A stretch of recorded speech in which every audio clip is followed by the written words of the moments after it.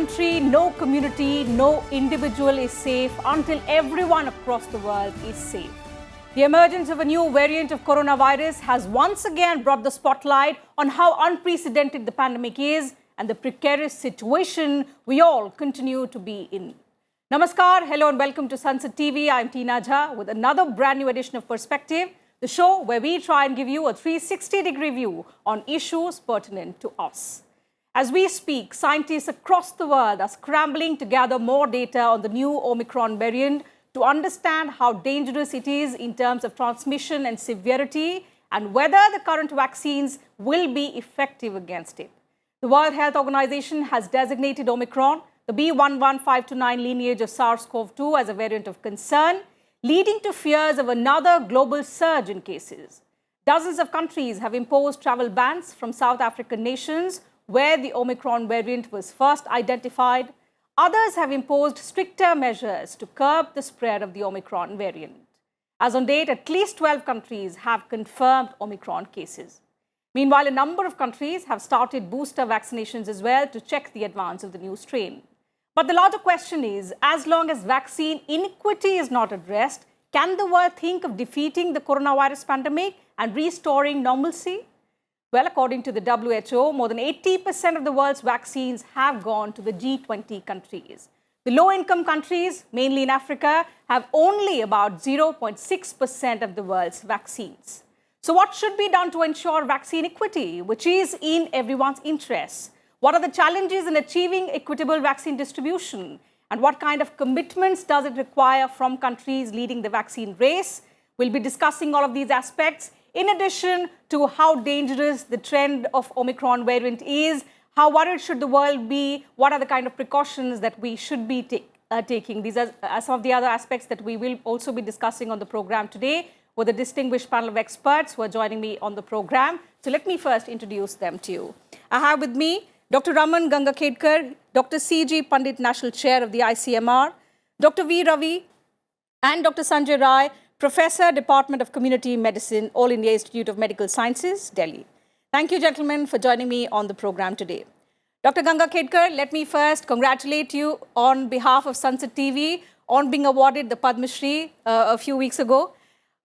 And, you know, I was just remembering how at the end of last year on one of our shows, you and I were discussing how the year 2021 brought about a strong hope worldwide that high level of vaccinations will help the world defeat the pandemic. But it seems the pandemic is not done with us yet. At the end of 2021, we are again here discussing a new variant of coronavirus. So although not much is known about this new variant, but how worrying is it for the world?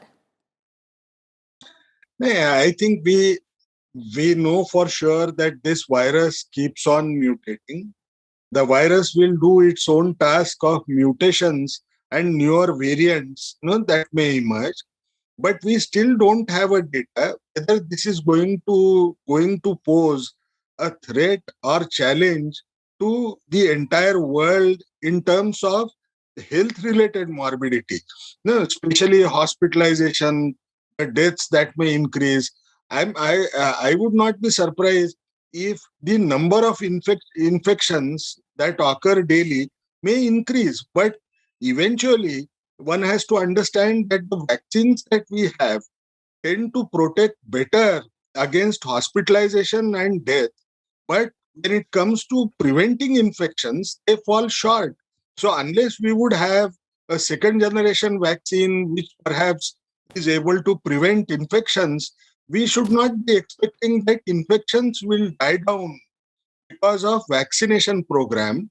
They will continue to occur, and as long as there would be a world which would be divided as vaccinated and unvaccinated, perhaps those populations where vaccines have not been given will face challenges for their health system by way of hospitalizations and deaths that may occur. So this threat continues to linger unless we develop a better second generation vaccine and try to stop this infection, or the virus mutates in such a manner that it loses its ability to challenge our health systems. Perhaps this infection will continue to be in the limelight. Certainly. Dr. Ravi, what do you think? Could this emergence of the new strain be a result of low vaccination in the low-income countries, particularly in Africa, where the emergence of Omicron has first been detected? The virus, the business of the virus is to mutate. Inherent advantage it has that it makes mistakes when it copies itself. Nobody can prevent it. We do not have a drug that kills the virus. So Yes. mutants will continue to emerge. And Dr. Gangakadkar very beautifully said, the countries where vaccination coverage is very low, if this turns out to be as potent or more potent than Delta in spreading, definitely large number of people will get infected. And we know from the last 1.5 years, among those large numbers infected, there are a subset of people who are prone for severe disease. Depending on the number of infections, their health systems can be paralyzed. So I think there is a lot of panic. First, panic has to subside. This is not the first time a new variant is coming and sweeping across. Delta did it. We have faced it in our country. Remember, from 2021 beginning or middle to now, a large proportion of our population has received at least one dose, at least the eligible population. That is good news. And all vaccines, as Dr. Gangakadkar said, guarantee protection against death, not guarantee. They minimize death to a large extent. They minimize hospitalizations to a large extent. But don't expect a vaccine to prevent infection. In fact, the expectation in COVID has been too much, I must say. In the history of human medicine, almost all viral vaccines guarantee protection against disease. Most of them never guaranteed protection against infection. Take polio vaccine. You take the vaccine, you'll get infected, but you won't get disease. Take measles vaccine. You can get infected, but you won't get disease. So I think somewhere this message has to go across. The purpose of a vaccine is to prevent disease. Existing vaccines are doing it to a reasonable degree. Yes, we need better vaccines, and we need vaccine. If we can get a vaccine that can prevent infection, well and good. But there is something, we have to use that, and we have to tell people that irrespective of any variant coming, till all these, the entire globe, majority is vaccinated, non-pharmacological interventions like masking, avoiding crowds, closed spaces, maintaining social distance, that is the only protection against all variants. Absolutely. Dr. Rai, I think Omicron has, led to this panic and fear among the world because the large scale of vaccinations worldwide had sort of, led us to believe that the pandemic is maybe, if not over, at least near over. And we were heading towards normalcy. The world was slowly opening up to the pre-pandemic levels. And we are again, in front of, it's like a setback to the entire world. As we speak, there are 12 countries who have confirmed Omicron cases. And the rest of the world, of course, is on very, very high alert. There are several countries who have closed their borders. It's very concerning. So even though vaccinations may not prevent infections, they can lead to, they can lessen the severity of the disease. But what about the unvaccinated population? If we talk about India specifically, our adult population is largely vaccinated, but what about the children? And could it also lead to more breakthrough infections then? Okay, thank you very much. First of all, I am fully agree with both the speakers. They articulated very well. About the children we'll discuss later. First, discuss about this Omicron. The first time Omicron, this virus reported to WHO by South Africa on 24th, only few days ago. Based on that, they found that one new variant is, most probably it's a very highly infectious variant, and also most probably capable of immune escape. And they reported to WHO. WHO on the same day provided a name B.1.1.529. Within 2 days, and that day the WHO kept this virus for monitoring, variant for monitoring.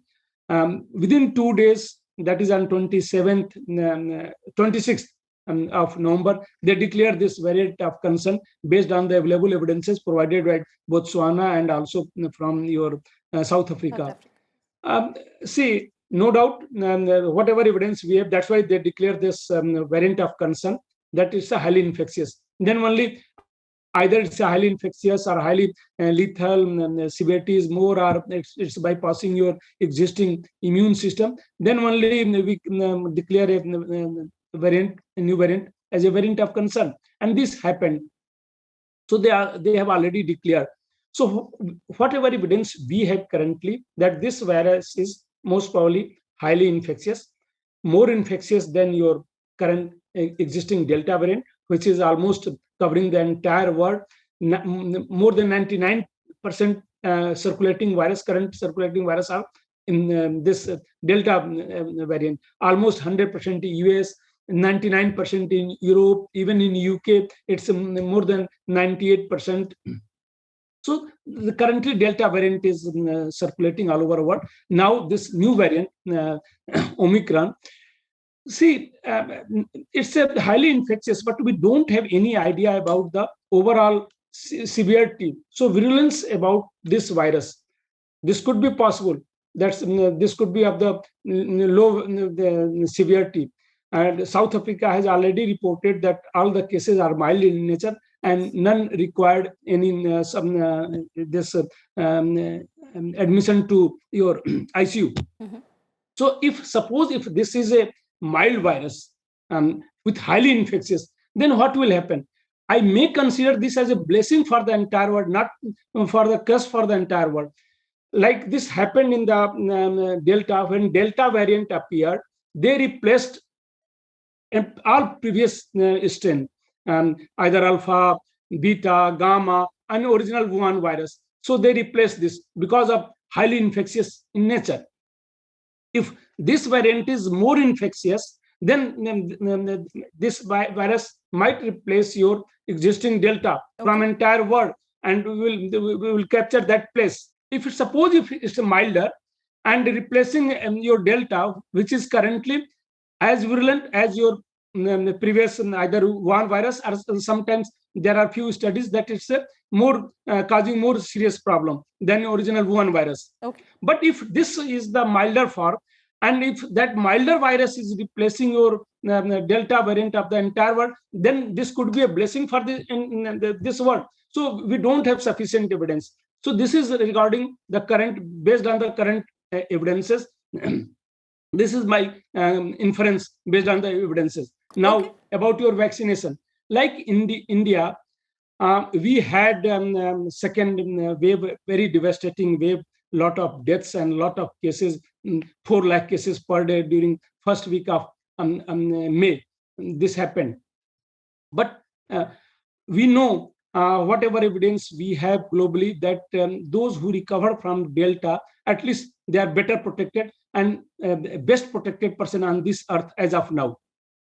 So for India, we must wait and watch with all the precautions. We cannot allow to circulate a new virus, and we don't know the nature of this new virus. So all precautions must be taken, like screening and of travelers, etc. So all the preventive measures. Government of India has already started this, all the preventive measures. But there is no need to be panic. At this moment, I can say there is no need to be panic. We don't have evidence that it's going to cause a very serious problem. If tomorrow, if you are generating evidence that this is going to cause a very serious problem, then definitely we'll take some other action also based on the available evidences. But current, I don't think that there is a need of any panic. Okay, for children, Dr. Ganga Khedkar, I'll come back to you, Dr. Rai, and understand and take up the next question. But Dr. Ganga Khedkar, given that not much is known about how Omicron is going to act or how it's going to behave, but obviously there is high alert worldwide. The WHO has designated it as a variant of concern. Given this situation, looking at the experience that India has had, our first wave lasted about 8 months. Then we witnessed a deadlier second wave, very short but very brutal. So looking at a potential third wave, Apart from the preventive measures, what should we be doing specially to protect the most vulnerable now, the section which is not vaccinated and which is at direct risk now? You see, the answer is very simple. Those who are unvaccinated, they must get themselves vaccinated. We know that a single dose of vaccine is perhaps less effective if you compare it with two dosages. So we have to assume now that this variant is extremely virulent and I need to protect myself, whether it is here, whether it is not here. Provision of vaccine is going to protect that individual from hospitalization and deaths that tend to occur with it. So all these individuals have to be motivated to go and take these vaccines. What is also important for us to understand, our coverage with single dose of the vaccine is pretty high. Yes. But when it comes to the second dose, we still have a large gap that tends to exist. Now, if that is the case, people have to reflect within.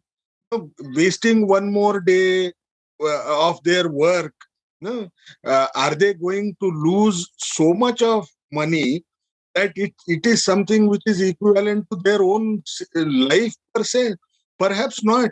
Just one day they should go and take the vaccine, and perhaps they will be protected for a very long period of time. I think pushing this vaccine very strongly among those would be a critical issue. Now, this cannot happen only with governmental initiatives.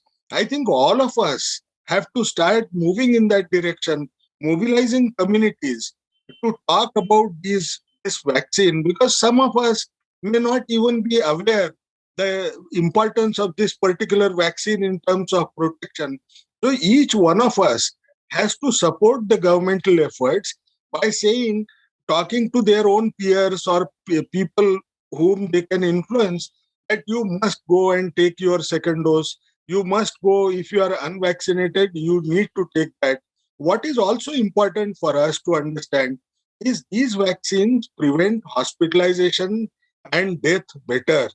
But if you have to prevent infections that occur, you need to follow the COVID appropriate behavior, especially the mask and safe distancing that we tend to talk about, ventilation related issues, as much as possible. Not everything would be possible to the best possible efforts per se, excepting mask.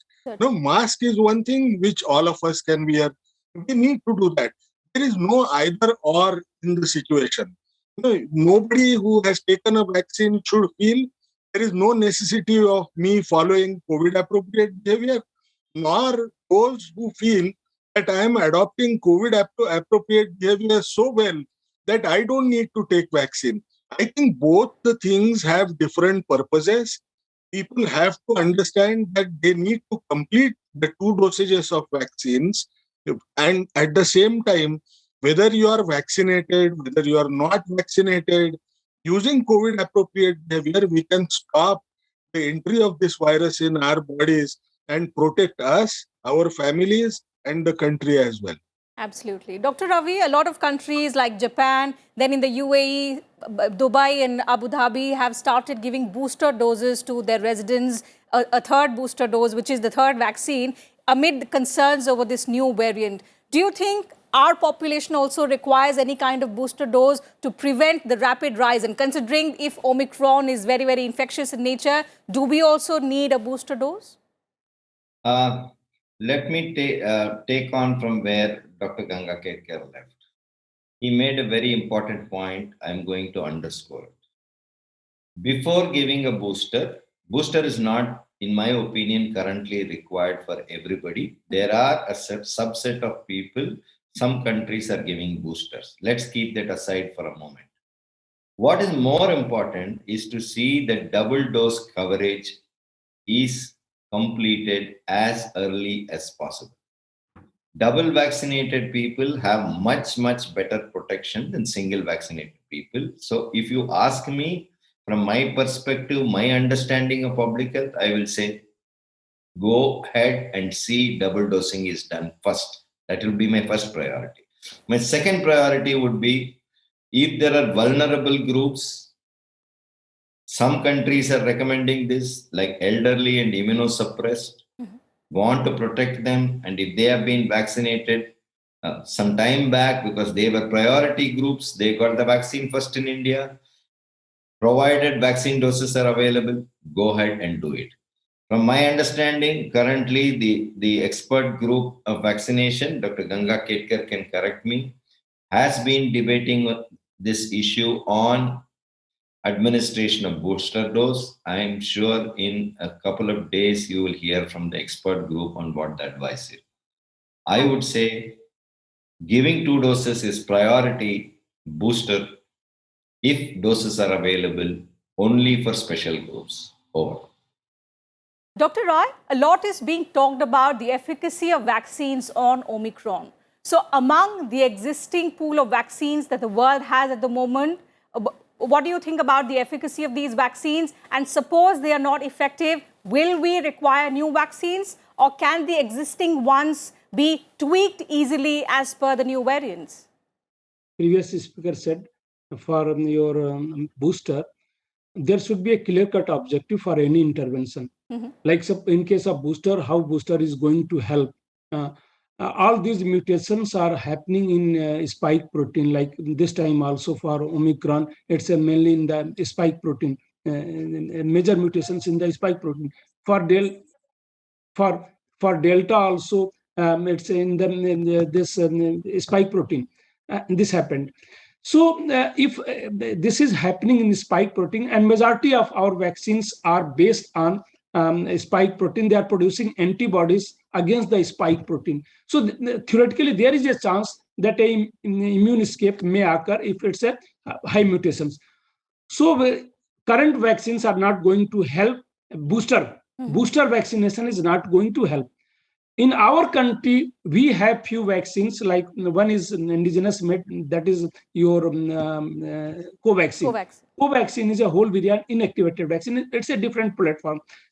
So this is producing antibodies against all the existing protein of the virus, including your S protein, that is spike protein. So theoretically, even in the case of large number of mutation in the spike protein, majority of the virus particle is same. So theoretically, this will provide better protection even for the future mutations. So I fully agree with my other colleagues that our priority should be to vaccinate with the 2 doses those who have not got this vaccine yet. So Dr. this would be a priority. Obviously, what's more important is, and as the WHO keeps underlining, no amount of vaccinations worldwide can ensure our safety until everyone across the globe is safe. And therefore, addressing vaccine inequity is very, very, very important for countries specifically who are leading the vaccine race. So in that aspect, what is the kind of efforts to help contain the spread of this new variant globally can India do on this front? Are you asking me? Yes, Dr. Ganga Ketkar. Yeah, but I think what is important for us, being one of the largest manufacturers of vaccines, we must ensure that we produce adequate quantity of vaccines. Now, when we say adequate quantity of vaccines, we also know perhaps we may have to use vaccine platforms which are scalable when it comes to production of these large number of dosages. You have Covishield, which is a scalable one. You have newer vaccines which are protein subunit vaccines. The ones which are likely to apply for approvals very soon, like the one which you referred to of Novavax. That one is also a protein subunit vaccine. You have Biological E, which is also producing a protein subunit vaccine. Now, these vaccines can be scaled up in terms of dosages that we need to produce for supplies across the world. And I'm sure that Government of India, through its Vaccine Maitri program, will ensure that large number of dosages are also shared with others. As I said in the beginning, if we don't vaccinate others, what is likely to happen is those countries are likely to face severe challenges to their own health systems. there would be unnecessary loss of life that might happen. And this is an opportunity for our country to ensure that we convey to the world that we are able to save lives of many people across in the world by providing these vaccines to them. Absolutely. If we were to reflect on how soon can that happen, perhaps that can happen very soon, right from the month of December itself.